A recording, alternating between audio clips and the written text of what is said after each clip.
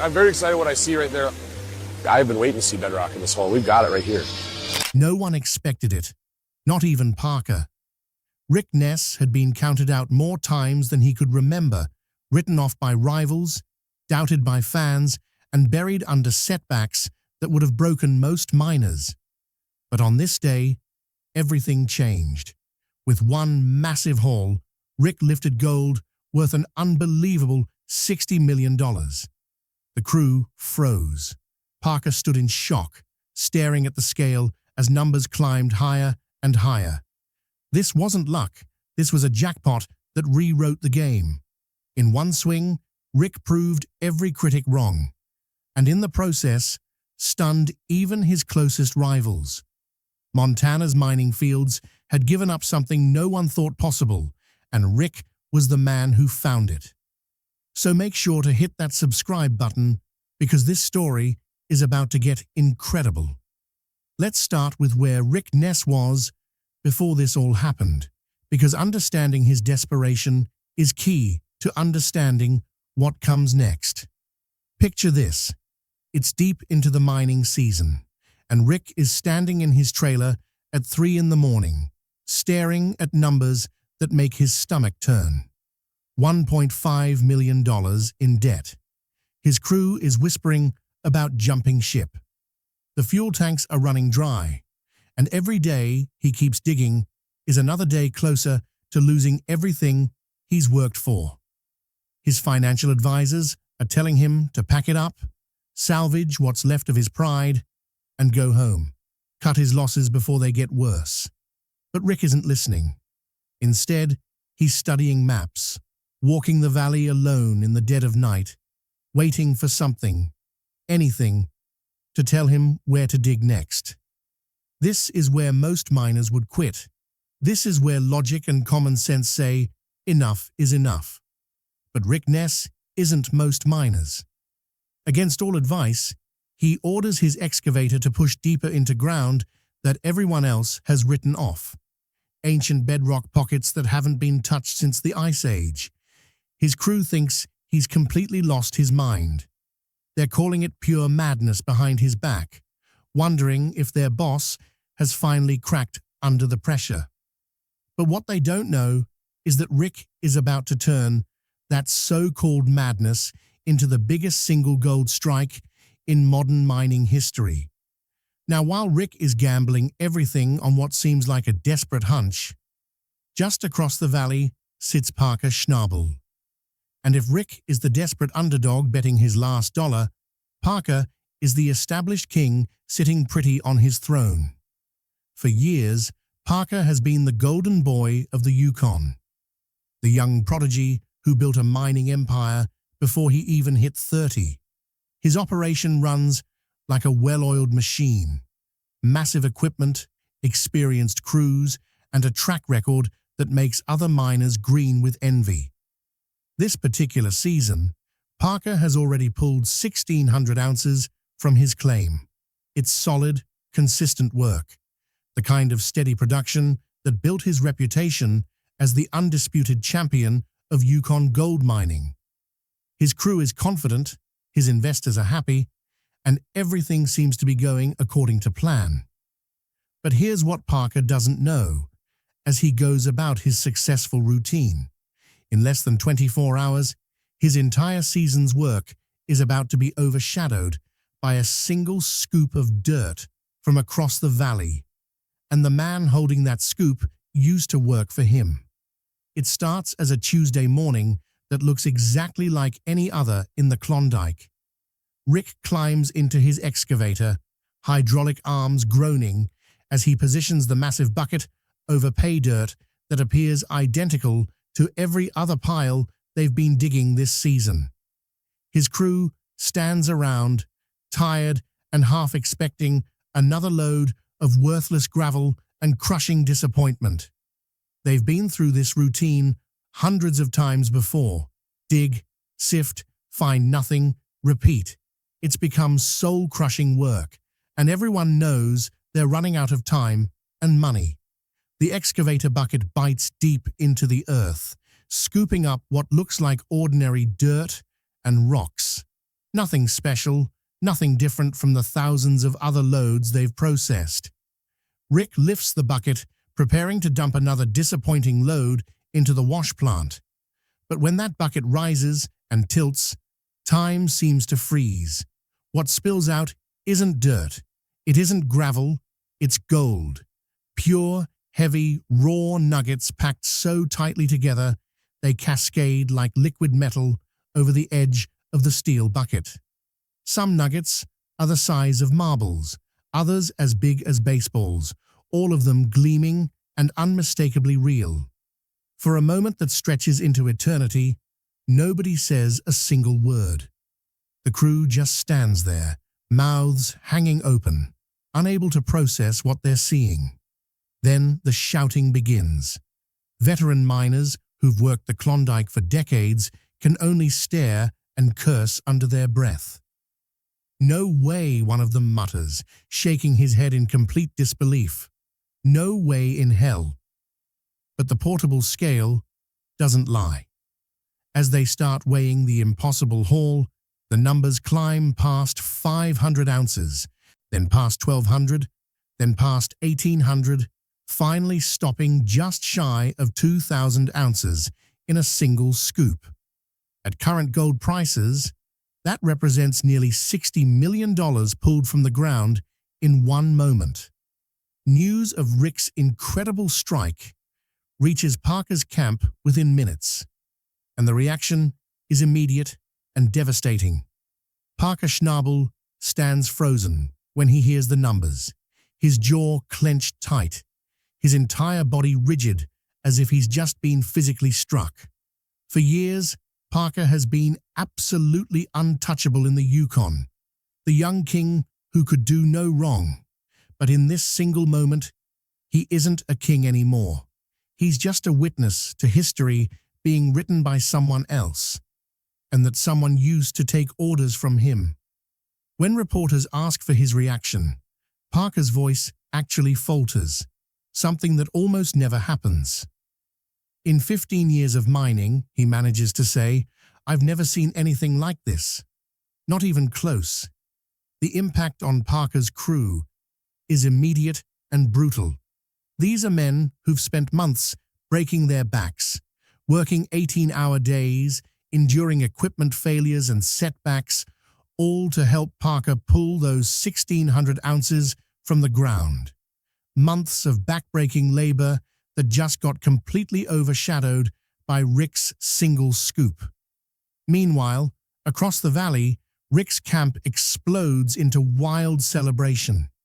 The sound of their cheering carries across the ridges like victory chants, each shout a reminder of how completely the game has just changed. Later analysis of the footage reveals everything about Parker's mental state in that moment. The way his hands clench at his sides, the tension in his shoulders, the barely controlled frustration in his eyes. He's been beaten before in friendly competition, but never like this.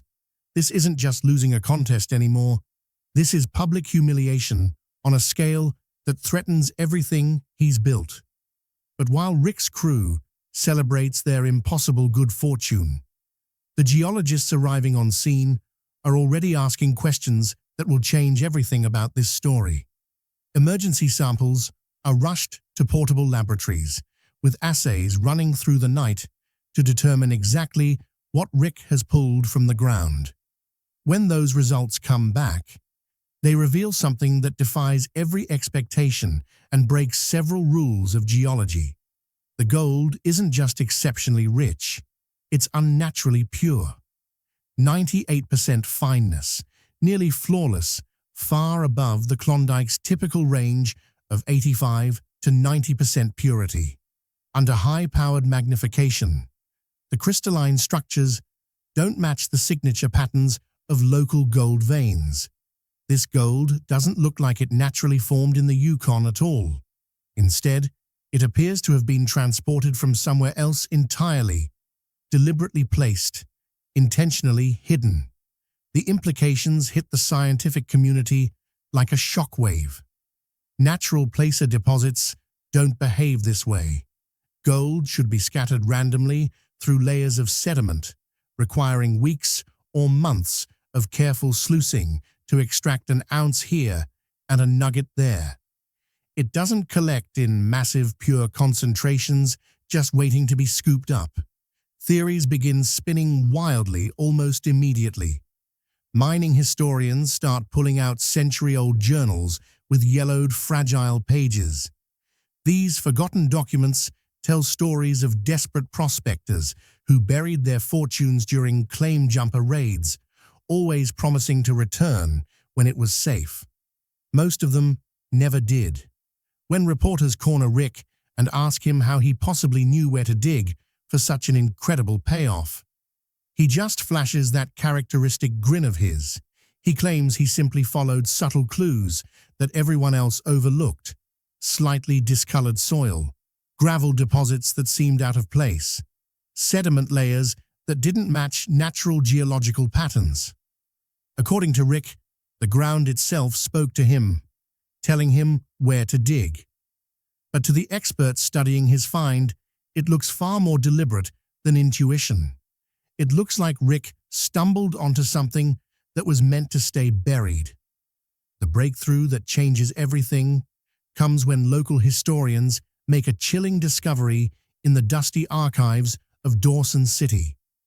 Buried among forgotten documents, they uncover hand-drawn maps from 1899, complete with notes scrawled in fading pencil by long-dead prospectors.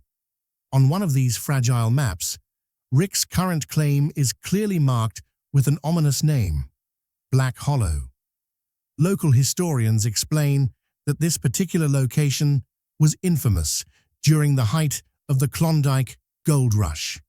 According to surviving records, a group of prospectors had once boasted loudly in Dawson's saloons about discovering what they called a river of gold, a strike so rich it would make them all wealthy beyond imagination. But here's where the story takes a dark turn. Just days after their boasting, the entire group vanished without a trace. No bodies were no mining equipment recovered, no explanation ever discovered. The only thing left behind were persistent rumors that they had buried their incredible find somewhere in Black Hollow, hiding it from the notorious claim jumpers who terrorized successful miners. They planned to return when it was safe to retrieve their fortune. They never got the chance. Indigenous elders from the region add another haunting layer to this mystery. Their oral histories describe the valley long before white prospectors ever arrived, telling stories of valuable items deliberately hidden in secret places to protect them from invading miners and treasure seekers. The descriptions in these ancient stories match Rick's discovery location with eerie precision. When modern geologists compare Rick's gold samples with historical artifacts housed in Dawson's museums, bracelets, rings, and gold dust sealed in glass jars from the original gold rush, the laboratory results are stunning. The purity levels match exactly. The crystalline structures are identical. Even microscopic mineral inclusions line up perfectly. The scientific evidence is overwhelming. Rick hasn't just struck a natural gold deposit. He's uncovered a deliberate treasure cache hidden by desperate men over a century ago and lost to history when those men died before they could return for their buried fortune. For the first time in 125 years, that lost gold is finally seeing daylight again. Word of Rick's $60 million discovery spreads through the mining community like wildfire, and the Yukon Valley transforms overnight from a remote wilderness into something resembling a war zone. Mining camps that previously minded their own business suddenly find themselves dealing with strangers lurking in the tree lines, binoculars glinting in the sunlight as unknown observers watch every move. Opportunistic treasure hunters drift in from Dawson City and beyond, their pickup trucks loaded with shovels, metal detectors, and gold pans, all hoping to test their luck on ground that doesn't belong to them. Even more concerning, corporate scouts begin appearing throughout the region. These aren't rough miners or local prospectors. They're men in expensive suits asking pointed questions at local bars and supply stores, clearly gathering intelligence for much larger operations. Rick responds to these threats the only way he can, by turning his mining claim into a heavily fortified compound. He hires professional security guards, many of them former oil field workers who know how to handle both equipment and troublemakers.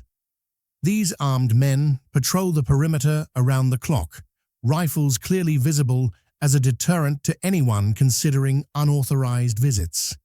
Powerful floodlights illuminate the entire claim throughout the night, creating an island of harsh white light in the wilderness darkness. Surveillance drones buzz constantly overhead, their cameras scanning for movement along the fence lines and tree edges. The operation begins to resemble a military base more than a mining claim. Despite these precautions, intruders regularly test the security.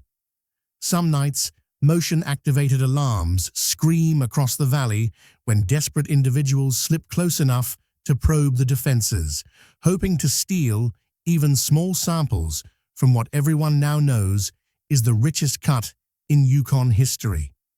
Above the claim, helicopters make repeated passes throughout each day, their high-powered cameras obviously focused on Rick's washing plants and equipment. Officially, these are listed as routine survey flights, but everyone understands the truth. Corporate espionage operations designed to gather intelligence for potential buyout offers or legal challenges. The gold that started as a miraculous blessing has transformed into a constant target, and Rick's crew begins to understand a harsh reality. The real battle isn't extracting wealth from the ground anymore. It's protecting that wealth from everyone who wants to take it away. The mounting pressure finally reaches a breaking point when Parker Schnabel decides he can't stay silent any longer about Rick's impossible success. Late one evening, Parker storms across the valley and confronts Rick directly beside the wash plant, with cameras capturing every word of what becomes a legendary argument in Yukon mining history. Parker's voice cuts through the night air, sharp with accusation and barely controlled anger. "You had help," he declares flatly. "You had inside information that the rest of us didn't have access to. Nobody just makes lucky guesses and finds $60 million. Rick doesn't even flinch at the accusation. Instead, he leans casually against his excavator, crosses his arms, and lets that familiar, confident grin spread across his face. His response becomes instant mining folklore. "The ground spoke to me." That single sentence sends shockwaves through both mining camps. To some observers, it sounds like pure arrogance from someone who's gotten too big for his boots. To others, it sounds like Rick is deliberately guarding some crucial secret that he has no intention of sharing. Either way, the comment only deepens the growing suspicion that there's much more to this story than anyone is being told. Parker returns to his own camp with frustration boiling over into genuine rage. For years, he's been the undisputed prodigy of Yukon mining, the young genius who consistently outdug experienced veterans and built a legendary reputation before even reaching 30 years old. Now, in the span of a single week, he finds himself on the verge of being completely overshadowed by a former employee who used to take orders from him. In a quiet moment away from his crew, Parker admits something to the cameras that he's never said before in his entire career. "For the first time since I started mining, I'm genuinely scared that I might lose everything. The crown, the reputation, the respect, all of it. The rivalry that began as friendly competition between former colleagues has transformed into something much darker and more personal. This isn't a game measured in ounces and good-natured ribbing anymore. This has become an all-out war for the soul of Yukon gold mining. The toxic atmosphere spreading between the two camps doesn't stay contained at the leadership level. It seeps down into both crews like poison, destroying relationships and creating suspicion where there used to be camaraderie. Parker's crew, historically loyal to their golden boy leader, begins having whispered conversations around evening campfires and in equipment maintenance sheds. Some crew members start wondering aloud whether it might be time to abandon ship and try to get hired by Rick's suddenly prosperous operation. Others develop increasingly elaborate conspiracy theories about how Rick managed his impossible strike. Maybe he had access to secret geological survey data that wasn't meant to be public. Maybe he discovered buried outlaw treasure maps passed down through old mining families. Maybe he had corporate connections feeding him inside information about profitable dig sites. With each passing day, the theories become more conspiratorial and more bitter. Inside Parker's camp, the atmosphere sours dramatically. When the crew tries to laugh and joke during their few moments of downtime, the laughter carries an edge of bitterness underneath. Every attempted joke seems to come with a sharp barb of resentment attached. The pride that these men once felt in working for the Yukon's most successful young miner no longer outweighs the daily humiliation of being overshadowed by Rick's miracle across the valley. Meanwhile, Rick's camp has transformed into a non-stop celebration. Victory music blasts across the ridges throughout the night, and the sounds of cheering and partying echo through the wilderness like constant reminders of how completely the balance of power has shifted. Every shout of celebration from Rick's crew feels like a deliberate insult to Parker's struggling operation. The Yukon, which has always been a place where miners support each other through shared struggles and harsh conditions, now feels like disputed territory on the verge of open warfare. Two heavily armed camps eye each other with suspicion and hostility, each side convinced the other is plotting something underhanded. And at the center of this growing conflict sits Rick's impossible discovery, a treasure so vast that it doesn't just change one man's financial situation. It threatens to destroy the entire community that has developed around Yukon gold mining. By the time the mining season draws to a close, Rick's discovery has sent shockwaves far beyond the Yukon Valley, fundamentally reshaping how the entire gold mining industry views exploration and investment. His $60 million haul isn't just another successful strike that will be forgotten by next season. Instead, it establishes a completely new benchmark that ripples through investment firms, mining corporations, and government agencies around the world. Corporate executives who previously dismissed small-scale Yukon operations as quaint relics of the past are suddenly making phone calls and scheduling flights north. Rick's office is flooded with offers from financial backers willing to fund entire fleets of heavy machinery if he agrees to expand his operation beyond his current claim boundaries. The mere whisper of lost treasure caches electrifies boardrooms from Toronto to London, and suddenly massive amounts of capital start chasing historical myths as eagerly as they chase geological surveys. For Parker, witnessing this industry transformation becomes a complete reckoning with everything he thought he understood about mining success. He stands on the banks of his own productive claim, watching his reliable sluice lines process steady amounts of gold, but knowing with absolute certainty that his methodical empire, built relentless work, calculated risks, and mechanical precision, is being eclipsed by Rick's single moment of impossible fortune. For the first time in his career, Parker faces a rival that he might never be able to catch, no matter how hard he works or how smart his strategies become.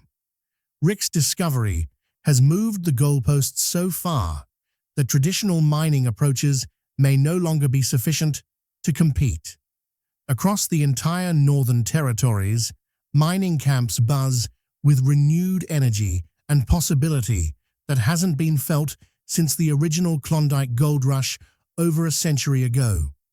Prospectors throughout the region begin poring over forgotten historical maps with magnifying glasses, studying indigenous oral histories with new respect, and digging through century-old mining journals that were previously dismissed as irrelevant curiosities.